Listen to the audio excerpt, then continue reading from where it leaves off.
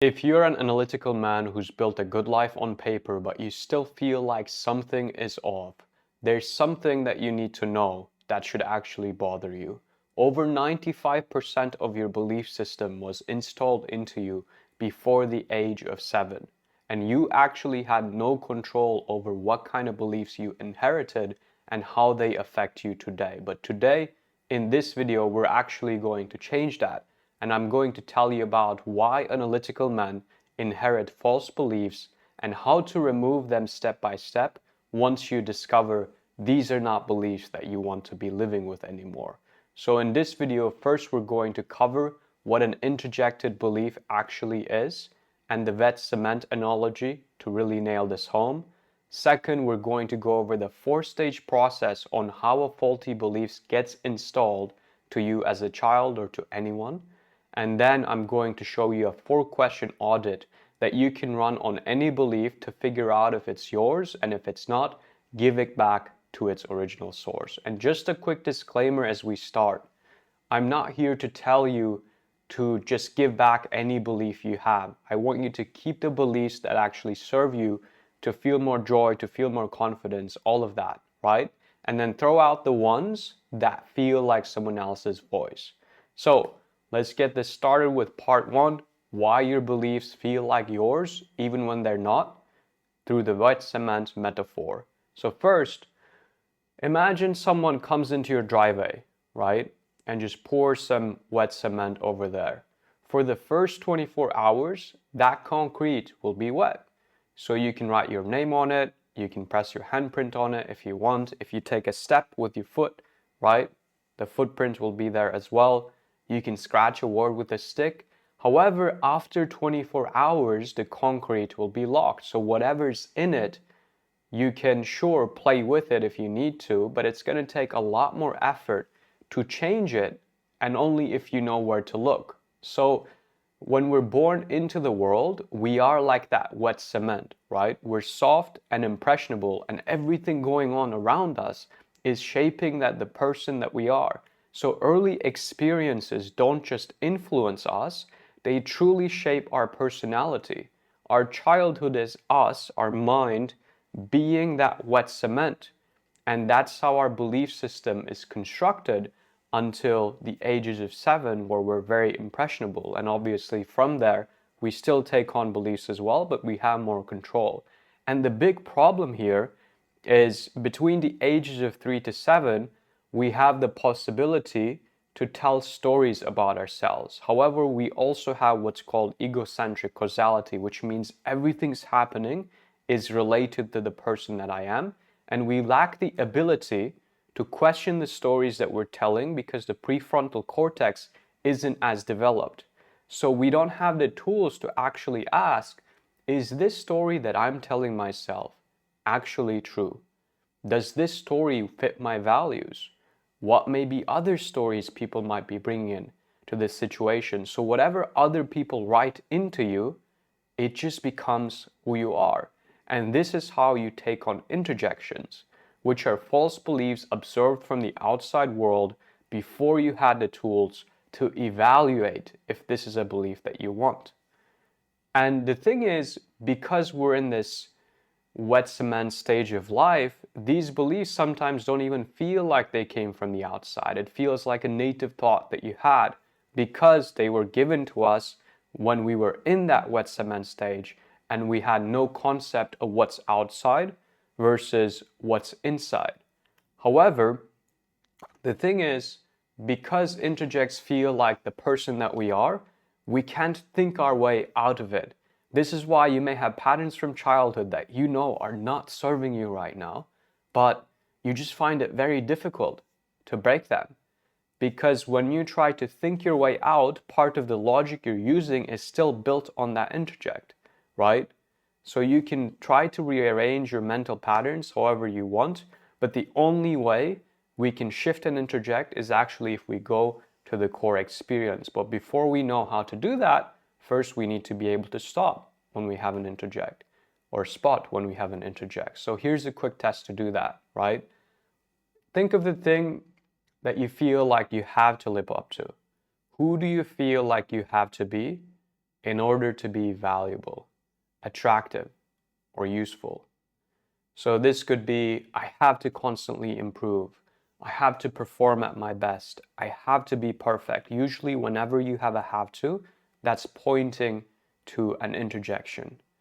And for most analytical men, when they think of this construct, this idea, it's really hard for them to know, like, when did this become a part of my reality? They can't find the moment this belief was actually passed on to them. And the thing is, if you didn't choose this belief, then someone else did, right? And today, or right now, I'm going to show you exactly how this installation happens. It's not a random thing, it's a 4-stage process, and I'm going to run you through each stage with a concrete example so we can then reverse engineer it and run the audit. So we're going to use the example of, if I'm not improving, I'm falling behind. At the first stage, there is the caretaker event. A caretaker, this could be a parent, a coach, or a mentor, does something that produces a strong emotional reaction in the child. And the thing is, this doesn't even have to be something intentional or negative. So for example, let's say at the age of 6, you take a test for the first time, right? And you get a B. And your dad looks at the test and he just says, oh, I know you can do better. So again, the dad may be intending well, like there's nothing actually wrong in that sentence, right? But because we're in this very malleable stage and we don't have our prefrontal cortex developed, what happens is we move on to stage 2 and we make a meaning out of this experience without the ability to question that meaning. So the story for the child might become, oh, if I want to be loved, I need to get better, right? They don't have the experience or the tools to know, oh, with that comment, my dad was intending well. He didn't tell me that he didn't love me. He just said, I know you can do better. If anything, maybe he was trying to show his belief in me, right? The child might register that as, wow, dad's disappointed in me. That really hurt. And I want that to stop. So what do I need to do? I need to get better constantly to feel accepted and to feel loved. Then this evolves into stage 3, where the belief gets reinforced through repetition. So what happens is the child starts performing harder, more and more studying. He probably gets better grades. And as he gets better grades, he ends up getting more praise from his dad, right? So as a result of that, the belief system, the nervous system, ends up learning a rule that if I'm improving, life is safe and I receive love. And every time this loop runs, it solidifies more and more. So this is the stage that the belief stops being a belief and it almost turns into a strategy. The child is now actively organizing his behavior around this rule. He's got a system that's produced achievements, good grades, recognitions from teachers or even friends. So this belief is no longer something that's small coming into his thinking. It's a part of his identity, which is when he moves on to stage number 4, identity fusion. Now, the child doesn't see this as a belief. He says, or the child doesn't say, oh, I have a belief, like a layer of separation, right? That I need to always be improving.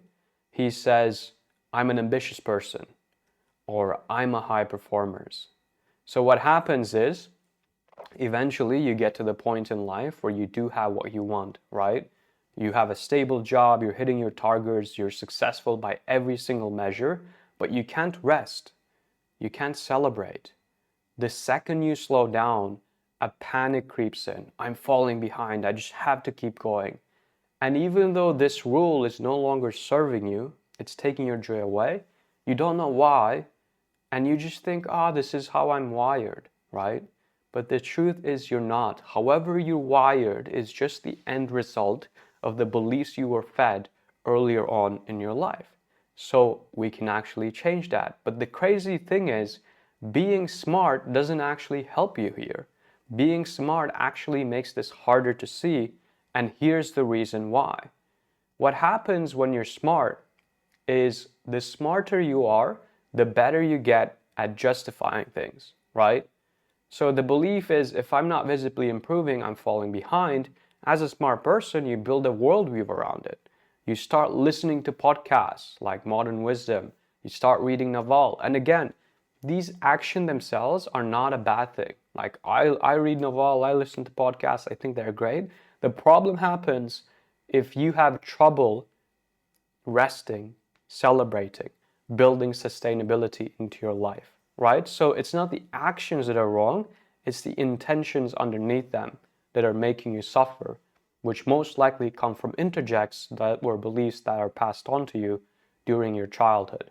So if we take the same example of if I'm not visibly improving, I'm falling behind, what ends up happening is you end up creating a very busy life for yourself, and even your language reinforces this belief system. Like in entrepreneurship, there's this idea that you're either growing or you're dying, right? And it can be great when you're getting started, but once you get to that point in life where you've reached what your younger self would have called success, this stuff becomes the highest leverage things to actually re-engineer in your life. And this is also why reading about patterns doesn't change much, because the audit can't happen at the intellectual layer. It has to happen by going to the origin of how this belief was actually formed. So you have to go back to how this belief was installed in the cement before your intelligence, before your mind had a vocabulary. And in that process, we need to ask 4 questions, which leads us to part 4, the audit. Find which beliefs are yours and which ones are beliefs that you absorbed from other people. The first question we ask is, who said this to me first? Get really specific. In our example, what's the earliest memory of this rule, if I'm not improving, I'm falling behind, being communicated to me? And make this scene as vivid as possible. You don't want just an idea, you almost want to be able to visually see it like a movie in front of your eyes, right? So in this example, it was a moment where I came back with my test, my first test ever at the age of 6. I gave it to my dad. I was expecting, oh, great job. And instead, he looked at me and he said, oh, I think you can do better. The second question might be, what were they afraid of? The other person in this interaction, what stories did they bring to the table, right?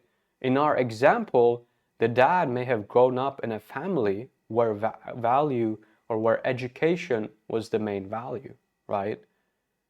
And getting a B on a test, he didn't want his son to be the person who was failing this value, who was maybe the reason that he might lose all this trajectory he worked really hard for, right? So that was his fear coming into this, which leads us to question number 3. When did I last test this belief? Most introjects we have, they've never been tested. We just inherited the rule early on at 6 years old, and that became operational by 10 years old, and we've just been running it, right?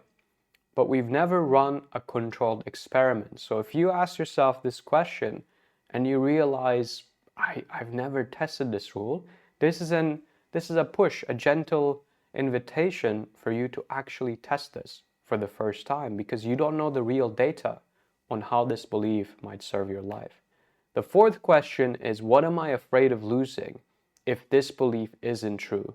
And the more resistance you have to losing this belief, the more breakthrough you can actually achieve on the other side. So in this example, it might be, wow, I'm a little bit afraid of losing the structure that organized my life since I was 6 years old, right?